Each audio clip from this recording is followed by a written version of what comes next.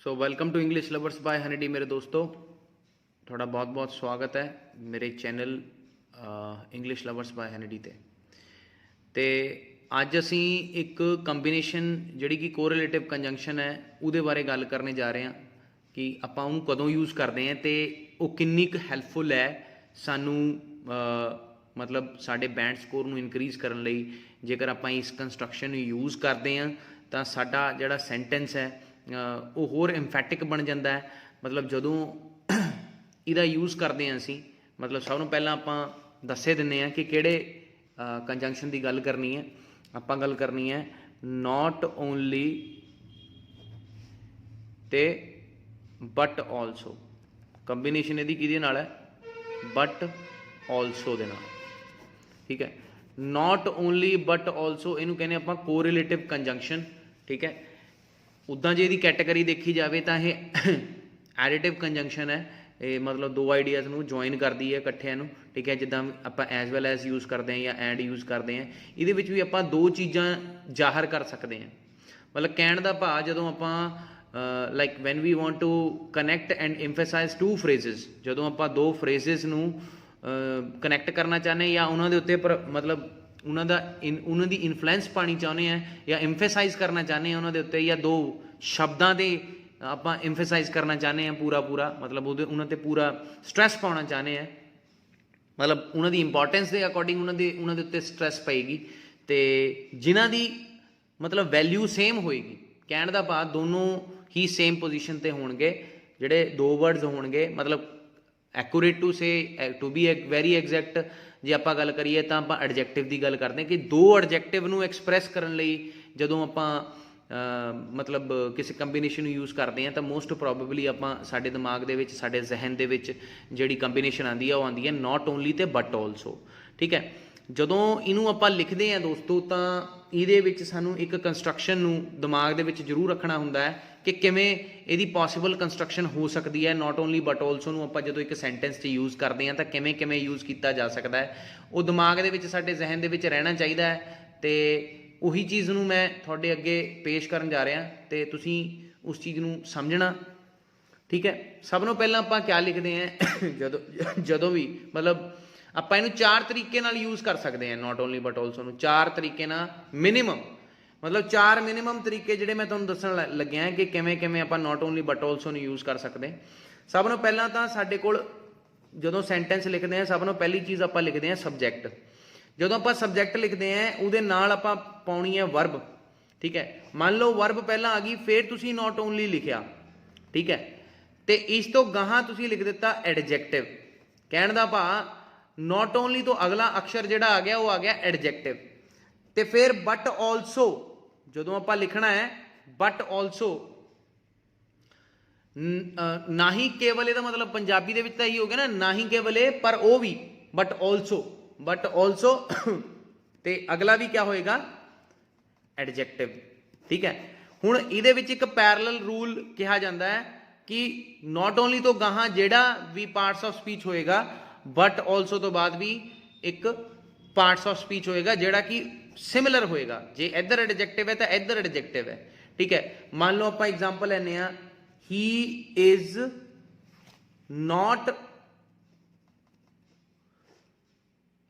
Not only poor. हुण poor एक adjective हो गया। ठीक है, बट ऑलसो अनएम्पलॉयड।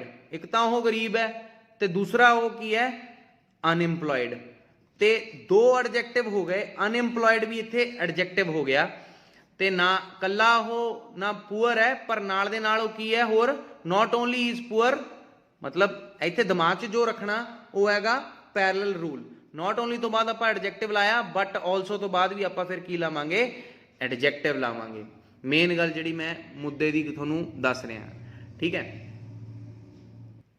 फिर आ गया साडा दूसरा तरीका जदों आपां इहनूं दूसरे तरीके नाल किवें यूज़ कर सकते हैं। तो मतलब रूल पैरलल इच भी फॉलो किया जाना। पहला आपां लिखना सबजैक्ट, फिर आपां लिखना है वर्ब, फिर आपां लिखना है नॉट ओनली। तो मान लो इस तो बाद असीं लिखिया एडवर्ब। ਜਦੋਂ ਆਪਾਂ ਇੱਥੇ ਐਡਵਰਬ ਲਿਖਿਆ मतलब बट ऑल्सो तो बाद भी फिर की आना चाहिए एडवर्ब, ठीक है। बट ऑल्सो तो बाद भी फिर की आऊगा एडवर्ब, ठीक है। फिर आ गया साडा एडवर्ब। हुण जदों इहदी एग्जाम्पल करांगे तो तुहानूं होर भी क्लीयर हो जाएगा। जिद्दां मैं लिखदा है मार्क, बंदे का नाम है मार्क वर्क्स, ठीक है। प्रेजेंट इंडेफिनिट टेंस हो गया works not only केयरलैसली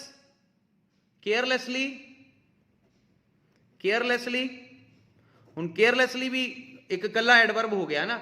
not only carelessly but also hurriedly काली च करता रहिंदा काम वो हरिडली। इहदे विच आपां एग्जाम्पल दित्ती दो एडवर्ब दी, नॉट ओनली तो बाद एक एडवर्ब फिर बट ऑल्सो तो बाद एडवर्ब। इहनूं आपां कहने हैं पैरेलल रूल, कि मतलब जेड़ा parts of speech not only तो बाद उही parts of speech but also तो बाद। दिमाग दे विच रखना इस रूल नूं कि जदों भी आपां इस सेंटेंस नूं लिखना आपां इहनूं फॉलो करते हैं, बहुत जरूरी है इस चीज़ नूं फॉलो करना, ठीक है जी। तो अगला आ गया कि किवें असीं नाउन नूं यूज़ करते हैं पैरेलल रूल दे अकॉर्डिंग।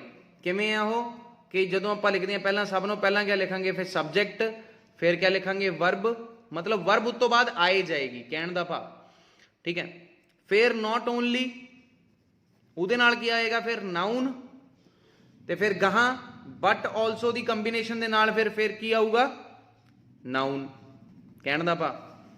इहदे विच भी आपां क्या कीता पैरेलल रूल नूं फॉलो कीता कि जेहड़ी parts of speech not only they नाल है उही parts of speech but also they भी नाल है। जिवें कि for example I like not only cheese cake, मैनू कला चीज़ केक ही नहीं पसंद पर ऑल्सो बट ऑल्सो पेस्ट्री और वट एवर केक नॉर्मल कह दो, ठीक है। I like not only cheese cake but also cake. या फिर आप कह सकते हैं दे विजिटेड नॉट ओनली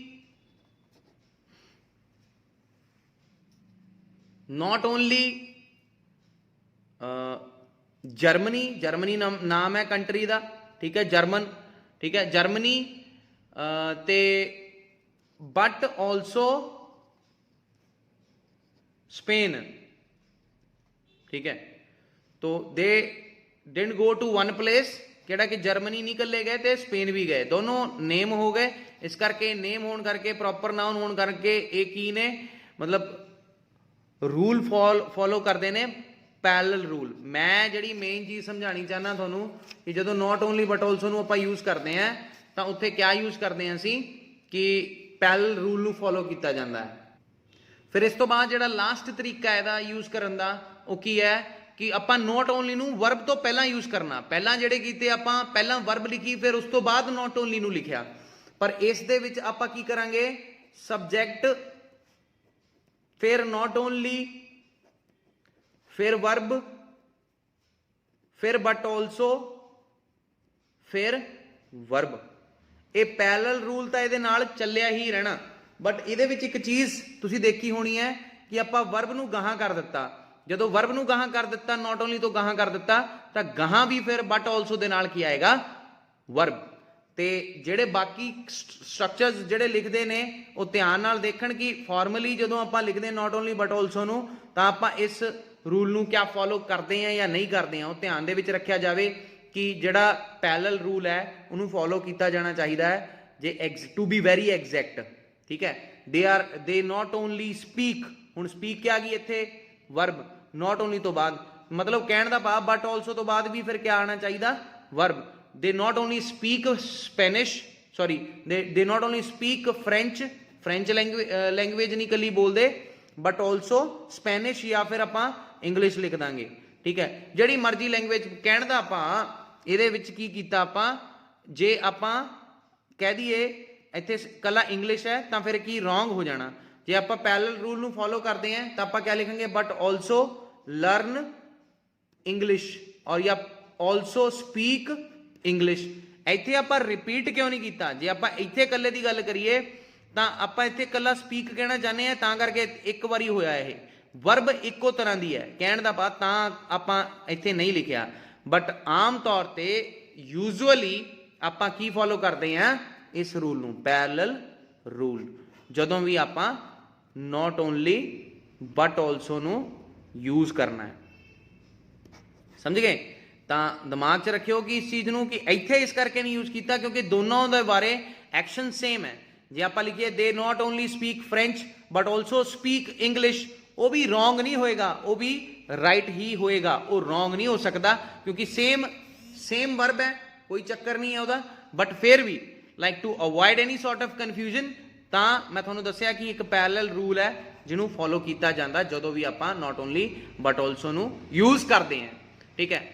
ਤਾਂ ਇੱਦਾਂ ਦੀਆਂ ਹੋਰ ਵੀਡੀਓਜ਼ ਦੇਖਣ ਲਈ ਸਬਸਕ੍ਰਾਈਬ ਕਰੋ, ਲਾਈਕ ਸ਼ੇਅਰ ਤੇ ਕਮੈਂਟ ਕਰੋ, ਤਾਂ ਕਿ ਤੁਹਾਨੂੰ ਪਤਾ ਲੱਗੇ ਕਿ ਕਿਵੇਂ ਆਪਾਂ ਬਾਕੀ ਤਰ੍ਹਾਂ ਦੇ ਜਿਹੜੇ ਆਪਾਂ ਕਨੈਕਟਰਸ ਹੈ ਯੂਜ਼ ਕਰਕੇ ਡਿਫਰੈਂਟ ਕੰਪਲੈਕਸ ਤੇ ਕੰਪਾਊਂਡ ਸੈਂਟੈਂਸਸ ਬਣਾਉਂਦੇ ਆ। ਤੇ ਆਪਾਂ ਕਿਵੇਂ, ਮੇਰੀਆਂ ਹੋਰ ਵੀਡੀਓਜ਼ ਆਉਣਗੀਆਂ ਜਿਹੜੀਆਂ ਕਿ ਆਇਲਸ ਦੇ ਬਾਰੇ ਹੋਣਗੀਆਂ, ਤੇ ਮੇ ਬੀ ਵੋਕੈਬਲਰੀ ਬਾਰੇ ਨੈਕਸਟ ਵੀਡੀਓ ਹੋਵੇ ਕਿ ਮੈਂ ਥੋੜਾ ਐਮਫੈਸਿਸ ਉਹਦੇ ਉੱਤੇ ਦਊਂਗਾ, ਤੇ ਤੁਹਾਨੂੰ ਪਤਾ ਲੱਗੇਗਾ ਕਿ ਹਾਂ ਕਿ ਕਿਆ ਚੀਜ਼ ਇੰਪੋਰਟੈਂਟ ਹੁੰਦੀ ਹੈ ਵੋਕੈਬਲਰੀ ਦੇ ਵਿੱਚ। ਫਿਰ ਆਪਾਂ ਉਸ ਬਾਰੇ ਗੱਲ ਕਰਾਂਗੇ। Till then, goodbye and take care.